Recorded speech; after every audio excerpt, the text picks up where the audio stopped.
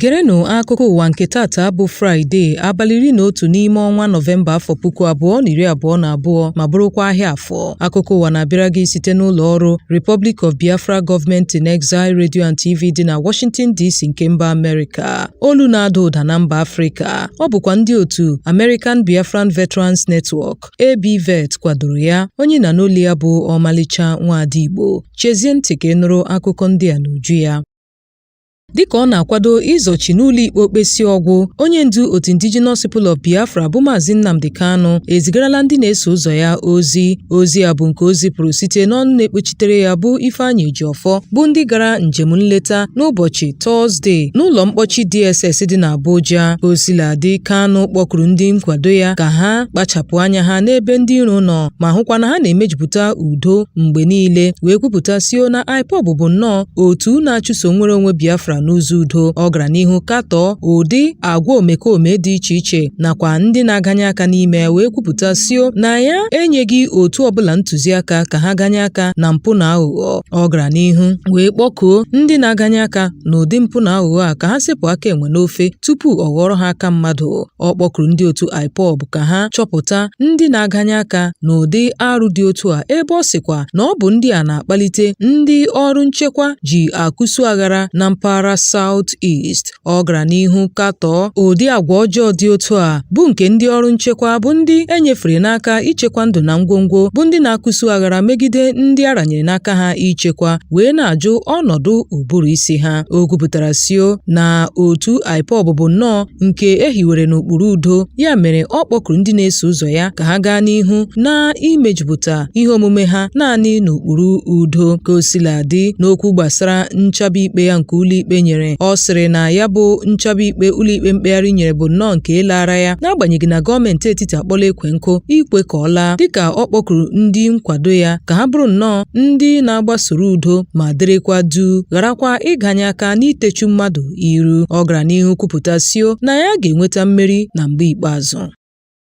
Onye isi ndị ọkaiwu na-ekpechite ọnụ onye ndu otu Indigenous People of Biafra bụ Chief Mike Ozekomesan adọọla gọọmenti etiti aka na ntị megide ịga n'ihu n'ịkpọchibido onye ndu otu IPOB. Ozekomesịrị na Naịjirịa ga-etiwa ka akwa ọ bụrụ na ha ekweghị ka Kanu pụta n'ụlọ mkpọchi ahụ n'egbughị oge, n'agbanyeghị n'ukpe enyena ntụziaka ka ọ lawa. O dọrọ aka na ntị a n'oge ya na ndị ndu Igbo nwere nzukọ na Atlanta dị na mba Amerịka. Ozekome nyere mmasị obi ike sio na ntọhapụ Kanu agaghị akpalite ọnọdụ enweghị nchekwa na mpaghara South East. Ọ sịrị na ọ bụ ezie na ha agaala n'ụlọ ikpe okpesi ọgwụ idozi mmejọ ihe ndị ahụ nke ụlọikpe mere megide ya. Ka o siladị, ọ sịrị na ya agwala ụlọikpe na Kanu agaghị akụzi udu aṅụ ọbụla ọ bụrụ ma a tọhapụ ya, kama ọ ga-eweghachite udo na mpaghara South East. Gọọmenti Naịjirịa agaala n'ihu wee kpọchibido onye ndu otu IPOB n'agbanyeghị na ụlọikpe mkpegharị nọrọ n'abalị 13 wee gọpụ ya n'ikpe ọmụma ma kwupụta ya dịka onye na-enweghị onye aka ya dị ọcha, wee sịkwa ya chịrị ute ya lawa. Mana gọọmenti agaala n'ihu gbaa akwụkwọ mkpegharị ikpe megide mmejupụta nchaba ikpe a nakwa ntọhapụ ya n'ụlọ ikpe okpesi ọgwụ. Gọọmenti etiti atụọla onye ndu otu Indigenous People of Biafra agọ 7 bụkwa nke hiri isi n'iyi ndụ egwu. Mmegharị agọ a bụ nnọọ nke ebubo ndị ahụ ha boro ya na mbụ mejupụtara n'ụlọ ikpe ukwu etiti dị n'Abuja. Ka o siladị, gọọmenti etiti nọrọ n'akwụkwọ a ha gbara n'ụlọ ikpe okpesi ọgwụ wee boo onye ndu otu Indigenous People of Biafra ebubo bụ Maazị Nnamdi Kanu sio na o yiri egwu wee sị na onye ọbụla nke ga-emetọ iwu otu IPOB n'ọkwa onye apụla ezi ha tinyere n'afọ 2018 ga-eburu ụzọ dee mkpebi onwe ya tupu ọnwụ ya. Gọọmenti kwupụtara sio na n'otu afọ ahụ ka Kanu gara n'ihu gbasaa ozi aghara aghara wee na-akpali ndị otu ya igbu ndị ọrụ nchekwa nakwa ndị ezinụlọ ha. Ọ rụtụrụ aka sio na mmejọ ihe ndị a bụ nnọọ nke enwere ntaramahụhụ n'okpuru mpaghara nke mbụ akara nke 2 iwu na-egbochi iyi ndụ egwu nke emegharịrị n'afọ 2013. Ka o siladị, Kanu anọọla na mgbe gara aga kwupụta na ikpe amaghị ya n'okwu a bụkwa nke mere ụlọikpe ukwu etiti iji wee kachapụ ya bụ agọ, ebe ụlọikpe mkpegharị kwupụtara ya dịka onye na-enweghị arụ o mere. Igbo ndị nwe mmadụ chete nke ọma na akụkọ a na-abịara gị site n'ụlọ ọrụ Republic of Biafra Government in Exile, redio na TV dị na Washington DC nke mba Amerịka. Olu na-ada ụda na mba Afrịka. Ọ bụkwa ndị otu American Biafran Veterans Network ABVet kwadoro ya. Ha jikwa ohere a na-akpọkọ ha na eze ka ha bịa maka nnukwu ọgbakọ nke eji agbape obi ọgbakọ Biafra House nke ndị otu Republic of Biafra Government in Exile. Ọ ga-adị na abalị 12 nke ọnwa Nọvemba afọ 2022 na 6188 Oxon Hill Road, Maryland, USA. Ị pụrụ inyopụ ha na www.republicofbiafra.org maọbụ kpọtụrụ ha n'akara ekwentị a 202-250-0001. Ha na-agwakwa ọha na eze ka ha mụrụ anya maka otu adịgboloja dị iche iche akarịala ebe ọ bụkwa na Republic of Biafra Government in Exile bụ nke ejiri REPBGIE wee mara. Ọchịchị ọhụrụ a na-achọkwa ndị ṅụjuru mmiri ara afọ bụ ndị ga-eweghara ọkwa ọrụ dị iche iche. Onye na-anụli ya bụ Omalicha Nwada Igbo. Chezie ntị ka ị nụrụ akụkọ ndị fọdụrụnụ.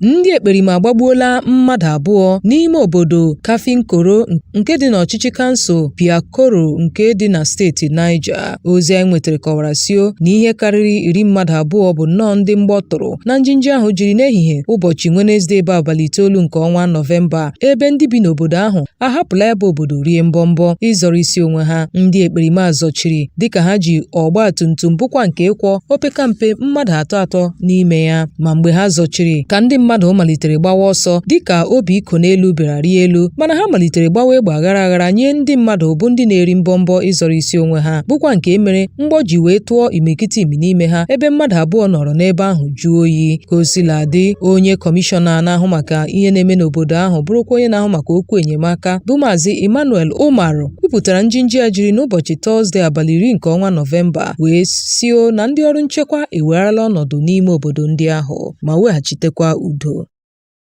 Ndị ekperima bụ ndị na-erubere nwa amadi lara mmụọ bụ Tewase Akwaza, onye a maara dịka Gana isi, n'ime obodo Pevia nke dị na Katsina ala na steeti Benue isi, egbuola opekampe mmadụ 5 n'ime obodo ahụ. Nchọpụta emere gosiri na ndị ọkpa egbe azọchiri n'otu ogbe ebe a na-aṅụ mmanya, bụkwa ebe otu nwa amadi a maara dịka Oliver na ndị ọyị ya nọ na-aṅụ mmanya n'ụbọchị Wenezdee bụ ahịa obodo ahụ wee gbagbuo ya, tinyekwara mmadụ 4 ndị ọzọ. Ma mgbe ha gbagburu nwa amadi a n'ụbọchị ahịa ahụ, bụkwa onye nche ime obodo ama ama bụ onye ya na ndị ọrụ nchekwa na-arụkọ ọrụ, dịka ekwupụtara na nwa amadi a na-atụpinye ndị ọrụ nchekwa azụ gbasara aka ọrụ ndị omekome n'ime obodo ahụ, mana ha dere nwa amadi a bịa n'ogige ahụ ọ na-aṅụ mmanya wee gbagbuo ya, tinyekwara ndị ọyị ya mmadụ 4 ndị ọzọ bụ ndị ya na ha soro na-ekpori mgbe, ebe ọtụtụ mmadụ ndị ọzọ nwetara mmerụ ahụ bụkwa ndị nọ n'ụlọ ọgwụ dị iche iche na-anara ọgwụgwọ. Ọ bụ ọnụ na-ekwuchiri ndị uwe ojii bụ SP Katrina Nene kwupụtara nke a n'ihu ndị nta akụkọ. Ndị uwe ojii steeti Enugu anwụchiela otu nwaada onye gbara afọ 18 bụ onye aha ya bụ ndị uwe ojii steeti Enugu anwụchiela otu nwaada onye aha ya bụ Joy Okonkwo bụ onye gbara afọ 18, onye lere nwa ọ mụrụ ọhụrụ wee were mma magbuo ya n'ime obodo Ọlaọcha Adogba nke dị na ime obodo Agwụ nke dị n'ọchịchị kansụl Agụ na steeti Enugu. Joy bụ onye anwụchiri ya na nne ya gbara 16 bụ Christiana Okonkwo bụ onye kwupụtara sio na o nyere ntụziaka ka nne nwa were mma magbuo onwe ya. Ozi anyị nwetara kọwara sio na Joy jiri obere mma bụ mma usekwu wee tigbuo nwa ya nwoke a ka ọ gasịrị obere oge amụpụtara ya n'ụlọ ha. Ọnụ na-ekwuchitere ndị uwe ojii bụ Daniel Ndukwe kwupụtara na anwụchiela nwaada a n'ụbọchị Fraịde, dịka ọ sịrị na nne nwa kpara arụ a ka ọ gasịrị abalị na amụrụ nwa ahụ. O mere ka anyị mata sio na ekuru nwa gawa n'ụlọ ọgwụ bụ ebe ekwupụtara na ọ laala mmụọ, ebe ka ọ dị ugbu a adọnyela ozu ya n'ụlọ ọba nchekwa ozu maka ime nnyocha. Ka o sila dị, ụmụ nwaanyị bi n'ime obodo ahụ enupụtala n'igwe wee mee mkpesa megide arụ a nke nwaanyị a na nwa ya nwaanyị kpara, ma ka ọ dị ugbu a udo alaghachitekwala na mpaghara ahụ. Igbo bụ Igbo ndị ọma, a sị na ọkazi anaghị eju akpa ekechie ya ọnụ, ya mere n'ebe a ka anyị ga-awụsa ọwa n'akụkọ anyị nke uhuruchi taa. Cheta nke ọma na ọ bịara gị site n'ụlọ ọrụ Republic of Biafra Government in Exile, Radio and TV dị na Washington DC nke mba Amerịka, olu na-ada ụda na mba Afrịka. Ọ bụkwa ndị otu American Biafran Veterans Network ABVet kwadoro ya. Ya dịrị onye ukwu mma, dịrị onye nta mma, onye ahụrụ taa ka ahụkwa ya echi. Onye nụrụ olu ya bụ Omalicha Nwada Igbo. Ụbọchị nta ka anyị chụọ n'Owere nchi, ga-emesịanụ.